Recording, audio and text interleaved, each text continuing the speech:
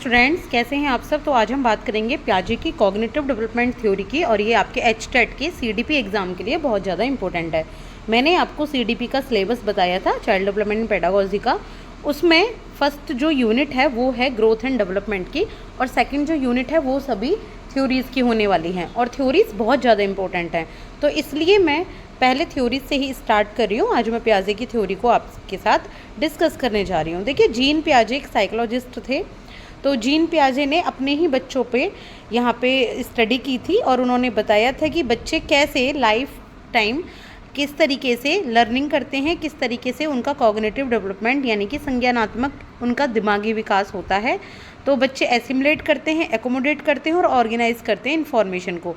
ये एसिमुलेट और एकोमोडेशन और एक्यूमुलेशन क्या होता है? एसिमुलेशन मतलब किसी नई इन्फॉर्मेशन को लेना। जब बच्चा छोटा होता है तो वो कोई नई नई इन्फॉर्मेशन को सीखता है, ठीक है।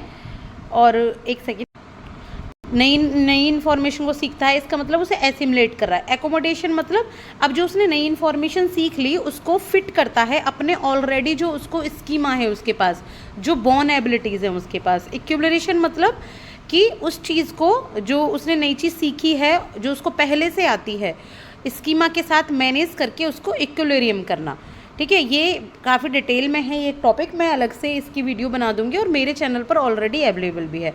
तो सबसे पहले हम सबसे इंपॉर्टेंट चीज़ समझेंगे वो है स्टेजेस। तो देखिए, पियाजे ने 3 स्टेज दी हैं: sensory motor stage, pre operational stage और concrete operational stage. Sensory motor जो स्टेज होती है वो 0 से 2 साल के बच्चे के लिए होती है।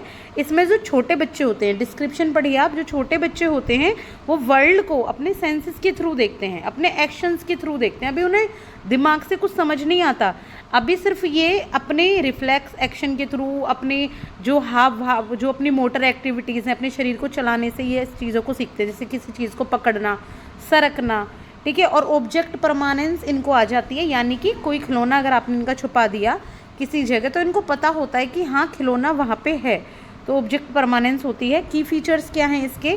एक तो रिफ्लेक्स एक्शंस के थ्रू ये दिमागी विकास इनका होता है। सेंसरी एक्सप्लोरेशन होती है, यानी कि सेंसेस के थ्रू एक्सप्लोर करते हैं वर्ल्ड को, मोटर एक्टिविटीज़ के थ्रू, और ऑब्जेक्ट परमानेंस इनके पास होता है। एग्जाम्पल क्या है? जैसे एक बेबी है, वो एक टॉय को लुक कर रहा है, टॉय को देख रहा है जो कि एक कपड़े के नीचे छिपा हुआ है, तो उसे पता है कि वहाँ टॉय है। इम्प्लीकेशंस टीचर्स के लिए क्या है सेंसरी मोटर स्टेज में? कि एक तो बच्चे को ऐसा एनवायरनमेंट दो कि बच्चा एक्सप्लोर कर सके, यानी कि ये प्ले स्कूल के टीचर्स के लिए होगी, एक तरीके से एक्सप्लोर कर सके। रियल ऑब्जेक्ट्स दो, एप्पल दो, उससे बताओ ये एक एप्पल है, ठीक है। और उनकी सेंसरी एक्सपीरियंस जो है उनको एनकरेज करो कि अपने सेंसेस से और ज़्यादा सीखे, अपने आँख, नाक, कान से और ज़्यादा सीखे। इसके बाद है प्री ऑपरेशनल स्टेज, जो 2 से 7 ईयर्स तक के बच्चे के लिए होती है। यहाँ पे जो बच्चे हैं वो सिम्बल्स सीख जाते हैं, ठीक है, और लैंग्वेज भी सीख जाते हैं बोलना। लेकिन यहाँ पर बच्चे ईगो सेंट्रिक होते हैं, वो खुद को सबसे आगे रखते हैं और लॉजिक नहीं होता उनमें। इमेजिनेशन जो होती है, और जो प्रिटेंड मतलब जैसे एक टीचर बन के दिखाना, हर चीज़ को प्रिटेंड करना बहुत आसान होता है इनका। की फीचर्स क्या है? बहुत ज़्यादा ईगो सेंट्रिज्म है, सिम्बॉलिक थिंकिंग होती है इनकी, एनिमिज्म होते हैं ये थोड़ा, और सेंट्रेशंस होते हैं, यानी कि अपनी तरफ ही सारा केंद्र चाहते हैं। और लैक ऑफ कंजर्वेशन, अभी इनको बहुत ज़्यादा रख रखाव, बहुत ज़्यादा किसी चीज़ को इकट्ठा करने की कमी होती है। इसके बाद जो इसका एग्जाम्पल देख सकती है, जैसे एक बच्चा है वो सूरज को देख रहा है और उसको लग रहा है कि जैसे जैसे वो आगे चल रहा है सूरज भी उसके साथ साथ चल रहा है। जैसे आप कभी बस में सफ़र करते हो, कार में, लगते हैं ना पेड़ हमारे साथ साथ चल रहे हैं, तो इस तरीके से बच्चा यहाँ पे यूज़ करता है। इसके बाद है use play stories and role play.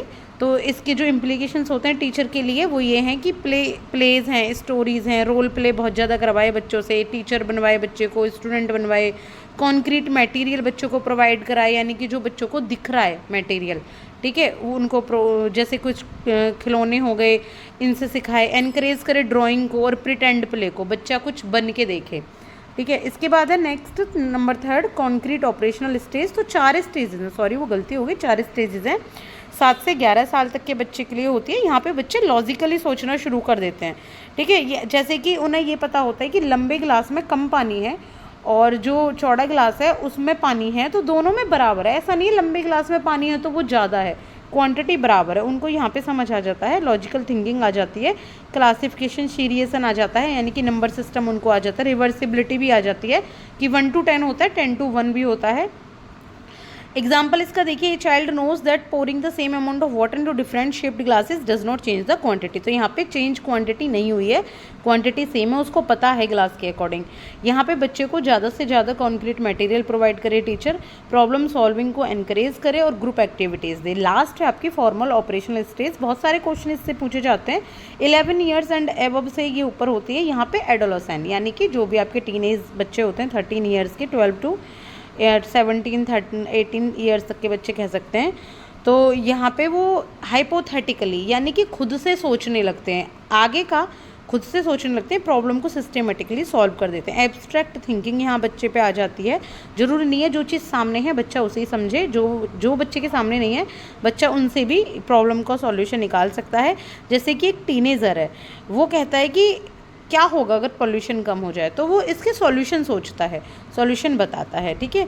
और इसके बाद टीचर के लिए कि डिस्कशन बढ़ाए, डिबेट बढ़ाए और ओपन एंडेड असाइनमेंट दे, यानी कि बच्चा जाकर वो असाइनमेंट बनाए कहीं पे, एक तरीके से कंस्ट्रक्टिव में बच्चे को आ जाता है और क्रिटिकल थिंकिंग और प्रॉब्लम सॉल्विंग बच्चा सोचे।